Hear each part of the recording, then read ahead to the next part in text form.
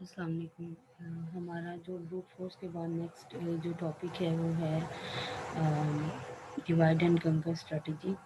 Algorithm और strategy में फ़र्क होता है। एल्गोरिदम और स्ट्रेटजी दोनों ही प्रॉब्लम सॉल्विंग के लिए हैं, लेकिन स्ट्रेटजी जो है वो प्योरली डिज़ाइन टॉपिक है। तो डिवाइड एंड कंकर जो है ये डिज़ाइनिंग से रिलेटेड है। अगर इसकी हिस्ट्री को देखा जाए तो रोमन पॉलिटिशियन से इसे लिंक कर दिया जाता है कि रोमन पॉलिटिशियंस ने ड्यूरिंग देयर पॉलिटिक्स अपनी एनिमीज़ को कंकर करने के लिए ये रूल बनाया कि उनको पहले ग्रुप्स में आप डिवाइड कर दें, फिर पीस बाय पीस उसको कंकर कर दें। तो इसको हम डिवाइड एंड कंकर स्ट्रेटजी इसलिए बोलते हैं। तो हमारे पास इसके जो हैं वो 3 स्टेजेस होती हैं: डिवाइड, कंकर एंड कंबाइन। ठीक है, डिवाइड, कंकर एंड कंबाइन। लेकिन इसके अंदर एक और चीज़ भी है कि सबसे बड़ा इम्पोर्टेंट जो क्वेश्चन है वो ये है कि अगर ये स्ट्रेटजी है और ये एल्गोरिदम्स यानी सोल्यूशन डिज़ाइन करने में हमें हेल्प आउट करती है, तो फिर किस किस्म की नेचर जो है वो प्रॉब्लम्स की जो है वो इसके अंदर जो है उसके लिए जो है वो सोल्यूशंस लिखे जाते हैं। तो सबसे पहले वो प्रॉब्लम्स जो इक्वल स्ट्रक्चर के साथ डिवाइडेबल हैं, डिविजिबल हैं, वो इसके अंदर आएंगे, जिनके ऊपर रिकर्सिव जो बिहेवियर है उसको हम प्रूव कर सकते हैं, जो रिकर्जन के साथ सॉल्व हो सकता है। तो ये सबसे इम्पोर्टेंट रूल है इसका। ठीक है, अब यहाँ पे देखें, यहाँ पे इन्होंने लिखा हुआ है कि in algorithm design the idea is take to problem on a large input. तो पहली इसकी कंडीशन क्या है कि आपके पास कोई ऐसा प्रॉब्लम जो लार्ज इनपुट के साथ आपके पास आए कि आप उसको ब्रेक कर सकें। तो ये आप वहाँ पे डिवाइड एंड कंकर स्ट्रेटजी आप अप्लाई कर सकते हैं। फिर उसके बाद नेक्स्ट अब आपका क्या है कि आप क्या करेंगे, ब्रेक करेंगे इस इनपुट को स्मॉलर पीसेस के अंदर और फिर सॉल्व करेंगे इस प्रॉब्लम को इन स्मॉल पीसेस को। ठीक है, और फिर इसको कंबाइन कर देंगे पीस वाइज सॉल्यूशंस के साथ। अच्छा, इसको आज जो है वो ग्राफिकली आपको यानी कि डायग्रामेटिकली समझाऊंगी ताकि आप लोगों का कंसेप्ट क्लियर हो जाए कि स्ट्रैटेजी कैसे काम करती है। फिर उसके बाद हम देखेंगे कि हम इसका एल्गोरिदम कैसे डिज़ाइन करते हैं और ये किस तरह से रिकर्सिव बिहेवियर के साथ जो है वो चलता है। तो सबसे पहले क्या है कि जो प्रॉब्लम है उसको स्मॉल नंबर ऑफ पीसेस के अंदर डिवाइड कर दिया जाएगा, इसको हम कहते हैं डिवाइड स्टेज। उसके बाद कंकर है, कंकर में सॉल्यूशंस जो हैं वो परफॉर्म किए जाते हैं विद रिकर्सिव बिहेवियर, ताकि आपकी जो प्रॉब्लम्स जो हैं वो सारी की सारी हल हो जाएं पीस बाय पीस, और फिर उसके बाद उसको हम कंबाइन कर देते हैं। अच्छा, इसके अंदर जो एग्जांपल है वो हमारे पास जो एल्गोरिदम पहला जो हम लोग इसके अंदर डिस्कस करेंगे, यानी कि स्ट्रेटजी को यूज़ करते हुए पहला एल्गोरिदम जो हम डिज़ाइन करेंगे उसका नाम है मर्ज सॉर्ट एल्गोरिदम। ठीक है, डिवाइड एंड कंकर strategy is applicable in a huge number of computational problems. सबसे पहले आप लोगों ने क्या करना है, स्प्लिटिंग का प्रोसीजर करना है। स्प्लिटिंग का मतलब ये है कि लेट्स सपोज आपके पास कोई एक, आप लोगों के पास कोई नंबर ऑफ इनपुट्स है किसी एक ए फंक्शन के अंदर।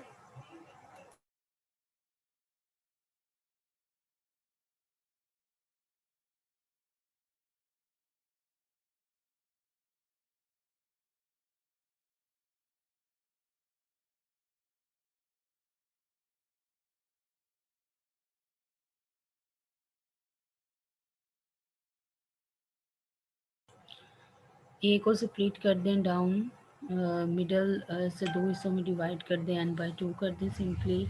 उसके बाद उसको कंकर करें, सॉर्ट करें इस सब सीक्वेंस को, मर्ज सॉर्ट रिकर्सिवली, यानी कि मर्ज सॉर्ट का जो भी आपने सोल्यूशन लिखा होगा उसको दोबारा उस फंक्शन से कॉल करें। फिर उसके बाद जो भी सॉर्टेड सब सीक्वेंसेस हैं उनको दोबारा से मर्ज कर दें इस तरह से कि वो अगेन एक लिस्ट में आपके पास आ जाए। अच्छा, अब ये सब कैसे होगा मैं सबसे पहले आपको डायग्राम पे दिखाऊंगी। लेट्स सपोज हमारे पास एक यहाँ पे ये एक इन्होंने एरे दे दिया है, लिस्ट दे दी है। तो यहाँ पे 7524163 है। हम देखेंगे नंबर ऑफ एलिमेंट्स कितने हैं, जितनी भी इसकी लेंथ होगी। ठीक है, 1 2 3 4 5 6 7 8, तो 8 डिवाइडेड बाई 2 कर दें तो उससे 4 एक साइड पे स्प्लिट हो जाएंगे, 4 एक साइड पे स्प्लिट हो जाएंगे। उसके बाद नेक्स्ट हमारे पास क्या है कि हम लोगों ने फिर मज़ीद फर्दर इसको n/2 कर देना, तो ये फिर स्प्लिट हो जाएंगे, फिर ये स्प्लिट हो जाएगा सिमिलरली, फिर n/2 करेंगे। अच्छा, ये प्रोसीजर कब तक करना है? अब नेक्स्ट क्वेश्चन ये है कि ये डिवीजन कब तक होती रहेगी? यहाँ तक ये होती रहेगी कि जो हमारे पास सब सीक्वेंस आए वो मज़ीद डिविजिबल ना रहे, तो वो इसकी आखिरी स्टेज है। वहाँ पे जाके आपका स्प्लिटिंग का प्रोसेस ख़त्म हो जाना है। जैसे यहाँ पे 7 के ऊपर मज़ीद डिवीजन नहीं की जा सकती क्योंकि एक एलिमेंट रह गया है। तो इस तरह से ये हमारे पास स्प्लिटिंग का प्रोसीजर है।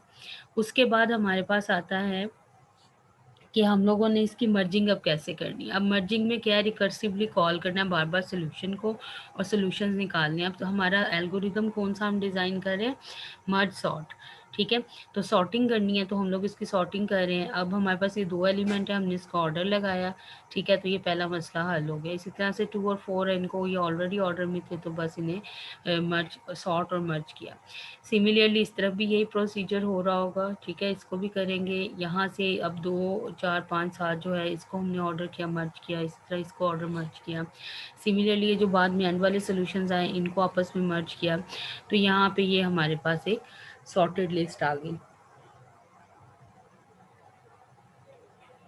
अच्छा, अब इनको करने के बाद हमारे पास यहाँ पे जब यहाँ तक का जो काम है वो मर्जिंग का है, ठीक है? और फिर उसके बाद जिसको हम कंकर कहते हैं, कंक के बाद हम लोग यहाँ पे क्या कर रहे हैं, मर्जिंग कर रहे हैं, ठीक है?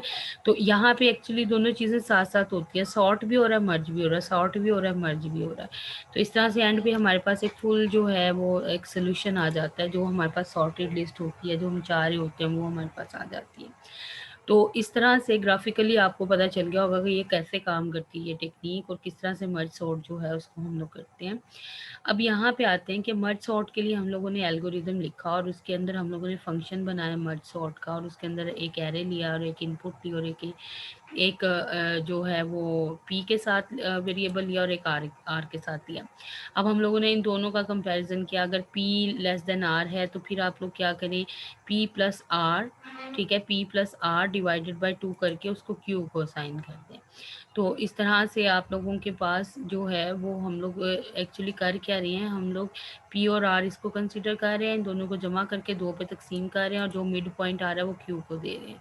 अब वो मर्ज सॉर्ट में कहता है कि पहला हिस्सा आपके पास क्या बनेगा, ए पी क्यू बनेगा, उसमें आप सॉर्टिंग अप्लाई करेंगे। दूसरा हिस्सा जो है वो आपका ए क्यू प्लस 1 आर बनेगा, तो उसके अंदर आप अप्लाई करेंगे और फिर मर्ज में आप इन सब को मर्ज कर देंगे। अच्छा, अब जिन स्टूडेंट को समझ नहीं आए उनको समझा देते हैं।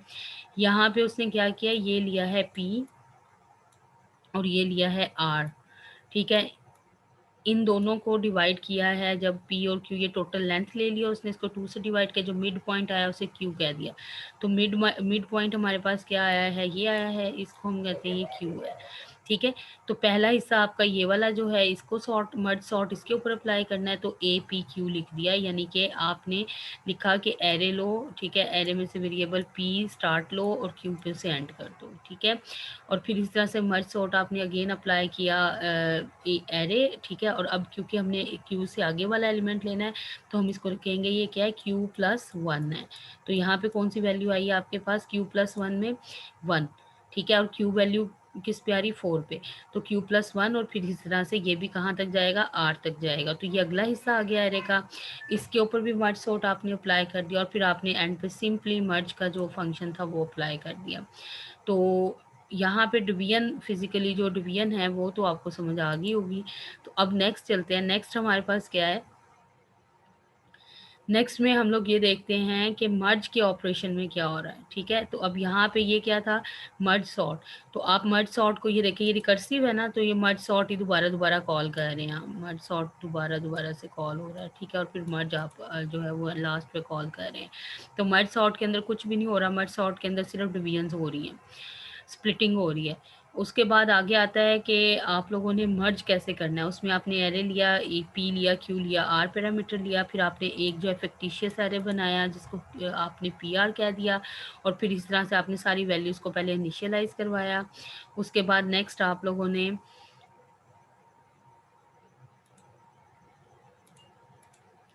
अच्छा, उसके बाद नेक्स्ट आप लोगों ने क्या किया, आप लोगों ने एक वो लिखी, लूप लगाई। उसके अंदर आपने कंडीशंस चेक की जे की, और आई के साथ आई और जे 2 पॉइंटर्स ले लिए, ठीक है। ये 2 पॉइंटर्स क्यों लिए आपने? क्योंकि आपने मर्ज के साथ सॉर्टिंग भी करनी है। तो उसको करने के लिए आप लोग क्या करेंगे, आई और क्यू को समझेंगे, अंडरस्टैंड करेंगे कि आई और क्यू क्यों लिया गया, ठीक है।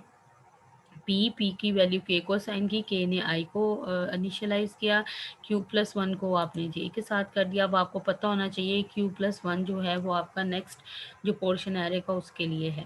अब आई को चेक करना है कि वो अगर less than equal to Q है और J is less than equal to R है, तो फिर क्या करो, फिर आप एरे के अंदर आई और जे इंडेक्स के साथ वैल्यूज जो है उसे फिट करो, और इसी तरह से आप लोगों ने दोनों को इंक्रीमेंट करवाया, ठीक है। अगर कंडीशन पूरी होती है तो आप जो है वो आई इंडेक्स के साथ वैल्यू को फिक्स कर रहे हैं, अगर नहीं होती जे के साथ कर रहे हैं।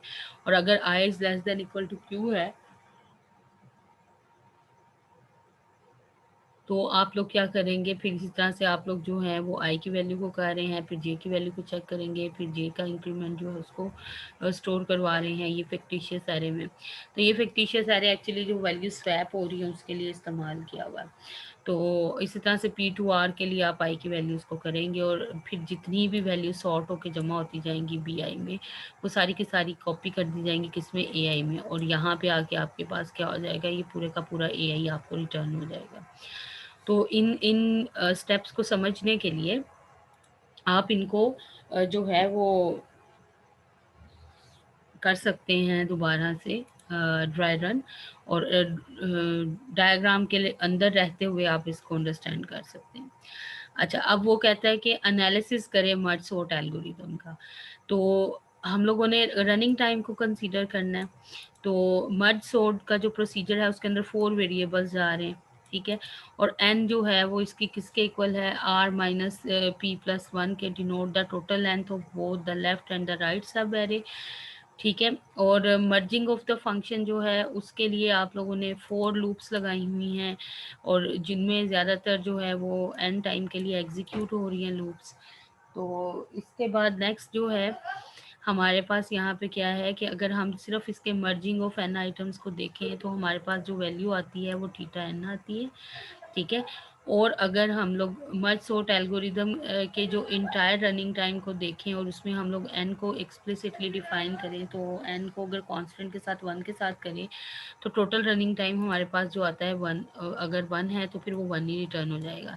लेकिन अगर n जो है वो ग्रेटर देन 1 आ जाता है और हमें सॉर्टिंग करनी पड़ती है n डिवाइडेड बाई 2 के साथ, तो फिर उसके बाद हमारे पास जो कंडीशन बनती है वो ये बनती है कि आप हर स्प्लिट का जो है वो टाइम फंक्शन जो है वो कैलकुलेट करें, हर स्प्लिट का जितने स्प्लिट्स बनते हैं, ठीक है। तो अब ये एक्चुअली बताया मैंने क्या है कि अगर एरे के अंदर सिर्फ एक ही वैल्यू पड़ी हुई है, मसलन अगर हम लोगों के पास मर्ज सॉर्ट का प्रॉब्लम आया और मर्ज सॉर्ट के प्रॉब्लम में इस तरह से बस एक ही 1 पड़ा हुआ था या एक ही ए पड़ा हुआ है एरे के अंदर, तो एरे के अंदर तो और डिवीजन हो ही नहीं सकती, मर्ज एंड सॉर्ट अप्लाई नहीं हो सकता। तो इसका मतलब है उसकी वैल्यू क्या है, उसकी वैल्यू जो है वो सिर्फ 1 है, ठीक है। और ये जो वैल्यू 1 है ये आप लोगों की क्या कर रही है, ये सिर्फ कांस्टेंट को रिप्रेजेंट कर रही है और यही टाइम रिटर्न करेगी। लेकिन अगर ये ग्रेटर देन 1 हो जाता है, यानी कि number of input greater than 1 हो जाता है, तो फिर आप इसको क्या करेंगे, फिर आप इसको डिवाइड कर सकते हैं, ठीक है। फिर आप इसको डिवाइड मतलब मज़ीद फर्दर डिवीजन जिसकी होंगी और वो n/2 के लिहाज से होती जाएंगी प्लस n। तो इस तरह से ये यहाँ पे उन्होंने आपको सीक्वेंस क्रिएट करके दिखाया हुआ है कि किस तरह से आप लोगों का जो टाइम कैलकुलेशन है ना वो होती जाती हैं। तो ये सारा करने के बाद जो पैटर्न फाइंडिंग आपकी होती है वो इस तरह से ये पैटर्न निकल आता है, ठीक है। और फिर इस पैटर्न को हम लोग वेरिएबल से साइन कर देते हैं, like t into N, T function of n over n is equal to log of n plus 1, या T N is equal to n log of n plus n। तो आप लोगों के पास जो इसका टोटल रनिंग टाइम एनालिसिस आएगा वो n log of n आएगा, ठीक है। तो होपफुली यहाँ तक आप लोगों को समझ आ गई होगी कि किस तरह से रिकर्सिव बिहेवियर के साथ हमें एंड पे एक पैटर्न मिलता है, उस पैटर्न को हम वेरिएबल्स के साथ फिर डिफाइन कर देते हैं, फिर उसके मुताबिक हम लोग जो है वो रनिंग टाइम एनालिसिस जो है उसको कैलकुलेट कर लेते हैं।